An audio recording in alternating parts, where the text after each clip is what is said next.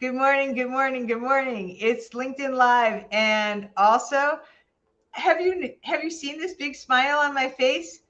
It's because of one thing and one thing only.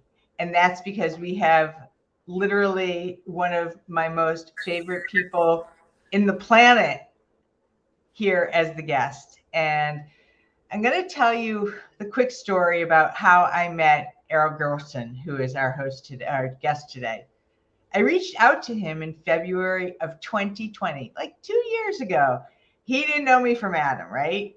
But I knew him. The man is a master. He is not only one of my heroes, but the heroes and leaders, gurus to so many great leaders, including Chris Do, who goes to him for his business insights. Errol is a true legend. He is the longest running teacher at the Art Center in Los Angeles, teaching over 5,300 students and impacting 1.5 trillion. He tirelessly gives to his students, and in turn, his mission has been accomplished, and that is to touch the future of entrepreneurship. And so, Errol, thank you so much. I know it's very early there, so thank you so much for being here. I cannot go on and on and on enough, but I really want to get into some of the meat of this conversation. And tell us where this quote from Touching the Future comes from, because it's very powerful, and you have absolutely been adamant about giving credit where credit is due. So I want to give you that opportunity to start. Well, thank you very much, Lauren, for this wonderful opportunity to meet you and some of the people who listen to your wonderful program. Many, many years ago, a teacher decided that she wanted to be an astronaut, and her name was Krista McAuliffe. And Krista, along with some very brave other astronauts, unfortunately was in the Challenger spacecraft that exploded, and she lost her life. When I started reading about Krista, I read an amazing quote of hers. Somebody asked her, "Why do you teach?" And she so profoundly said it when she said, "I touch the future, I teach." And it made an enormous impression on me. And so I've adopted that with her gracious permission. It is the reason that I teach, because every student that I have the privilege and the honor to spend time with at the Art Center is someone who is going to make an impact on the future. And if I make one tiny contribution to their thinking, then I've touched the future. Absolutely incredible. And I want people who are listening, job seekers, other folks on LinkedIn, to take that to heart, because when you are working in an organization, when you are a part of something that you really have the ability to imprint, that's the future, right? That's the ability to put your input into something good that can happen out there. So I love this. I love this so much. I also want to ask you this because it is very curious, because you didn't start off thinking, oh my goodness, I'm going to be a teacher. You know, so many people that I work with in the career space say, I don't know what I want to do. I've been this, I've been this, I've been this. I don't know what I want to do. And your line is certainly not very direct, although it's been very consistent for the past 50 years. But what were you doing before you decided or landed in the teaching role? Well, for me, teaching is very simple. It is the only way I know how to pay back.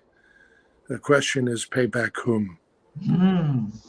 When I emigrated to the United States from South Africa in 1966, I left because of my vehement opposition to the apartheid regime of South Africa. And let's just say that I was not a welcome person amongst some of the South African Special Branch Police Force because of my beliefs and because of my actions. And so I left and came to America with a small suitcase of clothes and $260. Without my parents, I did not know a single human being, but I did know one thing. I wanted to get an education, and I wanted to change my life through knowledge. I could not attend a major university because after they told me the tuition, I knew there's no way I could afford it. And so I ended up at a very tiny little junior college in Costa Mesa, California, which turned out to be one of the 5 best junior colleges in the nation. And the men and women who taught me were some of the most remarkable people I've ever met in my life. In fact, when we spoke a few weeks ago, I told you that I still remember their names, and I do.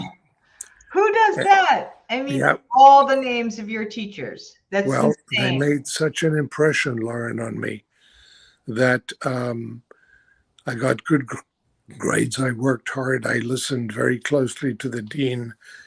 And after 2 years, he called me in the office to inform me that he had told the University of Southern California about me.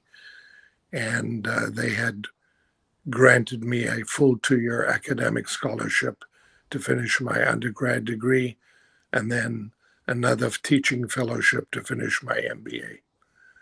When I had done all of this great work, I knew that there was only one way I could ever pay it forward, and that was to go and teach, but I didn't know how. Mm-hmm. And so sitting in a management theory class, the professor said, "Who would like to not do the thesis in this class?" I shot my hand up. He said, "Right, Mr. Gerson, you are absolved of the responsibility of the thesis, but today you will go to 8333 West 3rd Street and teach my class." I said, "Sir, what is at 8333 West 3rd Street?" He said, "A place called the Art Center College of Design. You are going to teach my business management class because they can't stand me." And sure enough, I went there 2 hours early, and I walked around for 2 hours and finally met 4 students. And they told me what it is that they wanted to learn. And since I was an accounting major, I realized that what they wanted to learn was how to run a creative business. And that was the beginning of this love affair that's lasted 51 years. So this did not happen deliberately. You volunteered, that moment happened, you took advantage of it, and then you got hooked, right? And so, in those 51 years, it's just incredible. You've also been doing something outside of the classroom called business church. Business church. I want to go to your business church. So tell us a little bit about what business church is and what has it done for both you and your students in terms of transformation. So entrepreneurship is 3 things. It requires a very savvy set of skills that are logically based. It requires you to have a heart and understand empathy and vulnerability. And it underscores the need for you to be a decent human being. Those are the 3 essential requirements.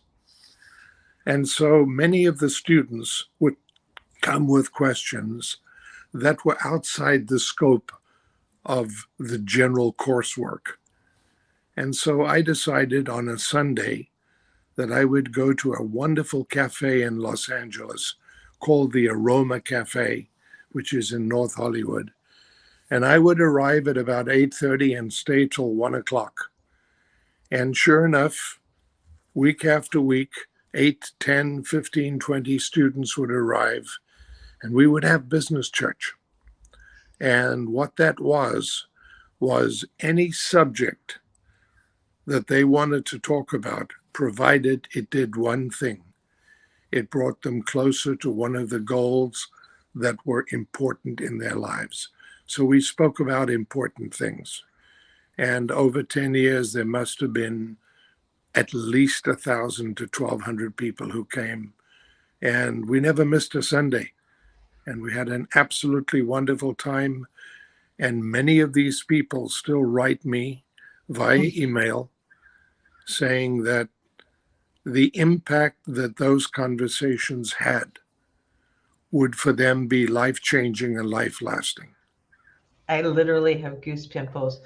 Can you think of a topic that was most prevalent or one of the common themes that would be repeated over and over and over in your business church sermons? Yes, it was always the same. Really? What was that? I don't know what I want to do. And your response? What's your major? I'm a product designer. So why don't you design products? I want to, but I've got 50 different products I want to design. And I said, I want to tell you who I admire greatly. And they said, who? I said, a postage stamp. And they said, why? I said, because it sticks to one thing until it gets there. You need to understand that the most critical thing you can do is to do one thing and do it well. Do it so well that you stick out 1/8 of an inch. Do it so well that you exemplify yourself. Do it so well that people begin to remember your name. People want to know, who is Lauren? Why does she make noise? And is it the kind of noise we should be listening to? And that's what we spoke about. We spoke about the things that were important in their lives. I shared with them that I'd had the great fortune to study with Dr. Stephen Covey, who taught the seminar, The 7 Habits of Highly Effective People. And we would spend a great deal of time talking about the first 3 habits, which is the public victory, the victory over the self. Oftentimes, other members of the faculty would say to me, Errol, you're not a psychologist. I said, you're absolutely right. Well, why do you dabble in psychology? And I said, I don't dabble in psychology. I dabble in human feelings. And the last time I checked, you just need to be human and have feelings to dabble in human feelings. Brilliant. So thank you, Marty, another fan of yours. So inspired to meet Errol Gerson, who wants to touch the future with his ideas. Appreciate you bringing him on the show. Awesome. And another fan here saying, great to see you, Errol. So, your impact is more than the 5,300 students that you actually meet in person. Of course, it's all of us out there. I'm going to also play around with this topic a little bit, because with your credentials and your experience, what are the questions, or the lessons, I should really say, that you impart on your students that withstand the test of time? So entrepreneurship, everyone thinks, ooh, entrepreneurship, I need to be at the cusp of this and the cusp of that. But what are the principles that you've seen and imparted that never go away, that are the anchors to entrepreneurship? You've shared some of them, but I'm curious, because I think that people think, oh, that's so archaic. Not really, right? No. There is an old saying that says, people don't care how much you know until they know how much you care. And so one of the anchors of entrepreneurship that I teach and will continue to teach until I'm no longer able to, is to give more than you take. because if you can be in service to others, you will always be successful. Instead of living a life of why me, live a life of why change. If you just accept every day that things come and you have no control over them, it's not true. One of the books that is required reading in my class, you might find strange, but it's a book called Man's Search for Meaning by Viktor Frankl. And people know that Dr. Frankl was unfortunately put in Auschwitz and suffered some of the most egregious atrocities imaginable. But he said something quite remarkable. It is the way we respond to adversity and suffering that gives us true freedom. And so at the end of my semester, I wish my students two things: challenge and adversity. And why do I do that? Because I know that we have spent the time arming them with the tools that they can use to overcome both of these things. You know, some days you're going to be the pigeon, and other days you're going to be the statue. It's okay. Yes. Brush it off. It's not a problem. I love that. Most teachers say, good luck. You say, I wish you challenge and adversity. Brilliant. Yeah. Awesome. Lauren, I don't believe in luck. I think it's the only four-letter word that ends in UCK that I actually despise. I think we make our own luck. I know in my case I did, because I came here with nothing. But I only had two choices. I could sink or I could swim. I chose to swim. Absolutely. So we talked about some of the lessons that have withstood the test of time. What needs to be extracted from an entrepreneurial mindset? What is the thing that literally is no longer relevant? The idea that somehow we can teach people how to do things. I don't believe that for a moment, because I think the basic tenet of that statement is a lot of ego. My response in the classroom is to do one thing. Back to the one thing. I teach the love of learning because I have a profound belief that when somebody falls in love with learning, as I did, then you are capable of teaching yourself anything. Otherwise, what should I do? Should I repeat to you the rhyme of the Ancient Mariner by Samuel Taylor Coleridge that was drummed into my head in high school? I can still repeat that because it was drummed into me. But nobody taught me the beauty of that poem.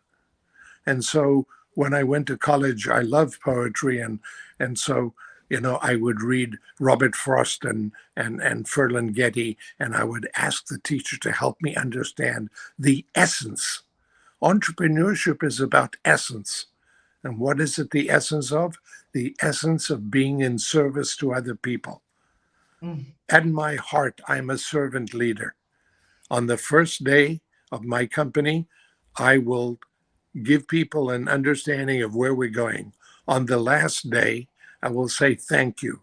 And in between, my job is to ensure that every single person who works with me is given the opportunity to succeed. Yes, and I can attest to you're getting a lot of rounds of applause from my dear friend Tegan, also another career space leader and low ego and high impact. That is you to a T, Errol, and so many others that are here in this live this morning. What I want to also talk about is how you and I have put this into action. You did this for me. We had a conversation, I think it was like a week or so ago. And the first time we ever met face to face, I felt like a little bit like of a lurker, like I'm reading everything. I'm like, oh, I'm so excited about your book that we're going to talk about in a minute. Immediately after our Zoom call, I received an email from you thanking me for the conversation. I'm literally about to cry. Who does that? That is servant leadership. It's taking the time, it's empathy, it's opening a door and welcoming somebody in. And that ego, I couldn't find it if I if I had a magnifying glass. And I really, really appreciate that you continue, even in your mature years, to be that example. Because so many of the reasons why people want to move in their career is to climb the ladder and own a title and, be able to impact larger teams. And what you're saying in this conversation is really a lot more from the heart than it is from the plaque. And I think that that's very important for all of us to hear, especially when the impetus for making a move is primarily for a culture reason, or to be able to impart a sense of community within an organization. So thank you so much for that. I want to talk about your book. I want to talk about also why it is that you are doing a limited run.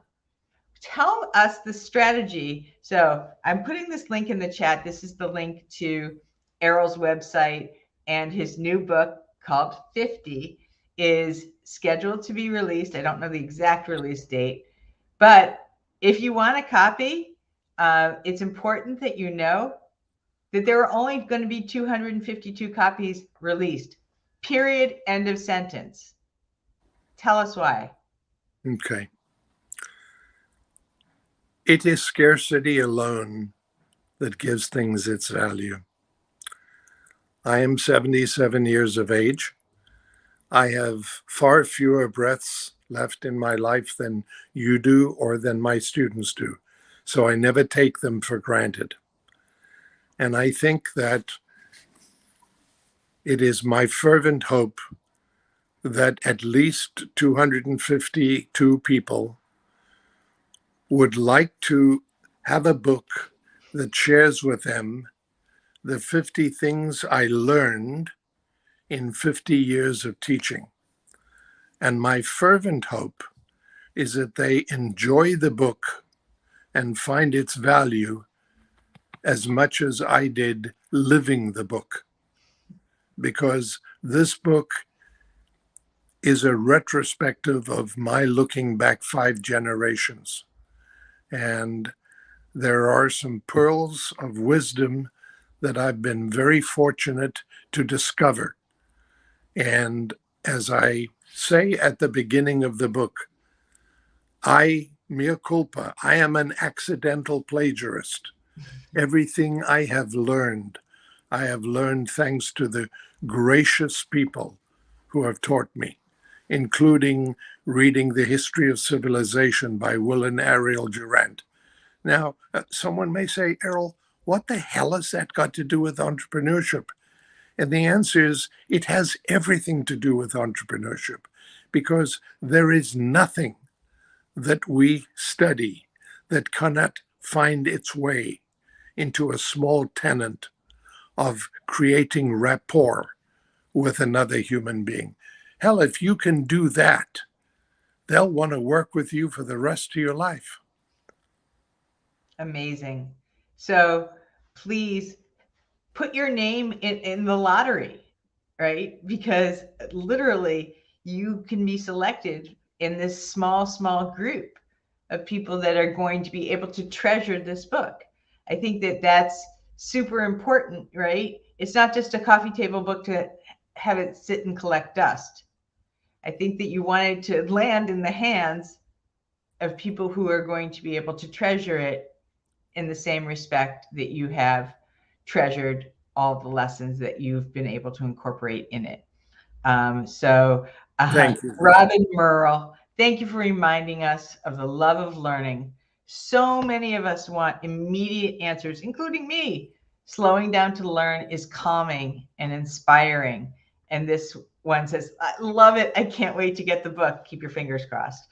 Thank you. I already tried to jump the line, but I was schooled.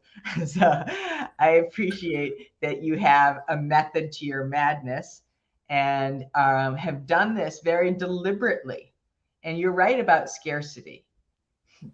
In theory, we always want what we can't have, or it does create a sense of value that it's worth something more if not everybody has it, which is super counterintuitive to how most people want to release their books and have it be a bestseller and have millions and millions of copies. So again, this is a very deliberate action, and I just love the thinking, the counterintuitive thinking behind it. So it's your masterpiece, and I'm curious also, once it gets released, once all of that happens, how is it, what can we do to support you? What would you like to do? Because not everybody's going to be able to have one. So what can we do to be able to give something back to you for all of the teaching, whether we were a student, whether we came to this live, whether we see your LinkedIn profile? How can we support you? Right. So thank you so very much for asking. The answer is simple. Teach. Go out and make a difference in the world. As George Herbert Walker Bush said, be 1,000 points of light. Find someone who you can mentor. Find someone who you can make a contribution to, and in turn, they will make a contribution. There is a phrase in the Hebrew language called tikkun olam, and it means to heal the world. I can tell you that the most joyful memory I have of the 5,300 odd students is that today, over 70 of 80 of them are now full-time teachers.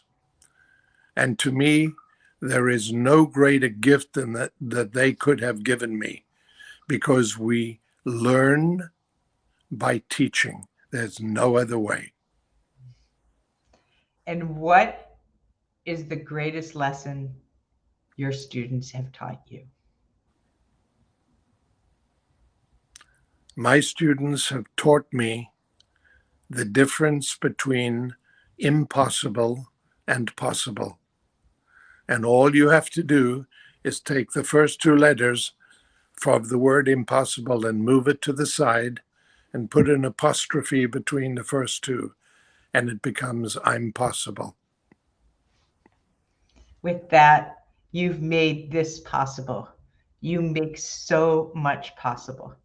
You gave me hope when I really, really didn't even know where it lived, just by answering that direct message and supporting me on the side, giving me just enough to say, keep going, even though we don't know each other a long time or know each other well. So this is an example of the light. Thank you so much for coming today. Hang around. I know you have a deadline, and so do I. So hang around for just a minute afterwards so I can properly thank you. Thank you, everyone, for coming today. I will see you next week. And in the meantime, please take these words to heart and then into action.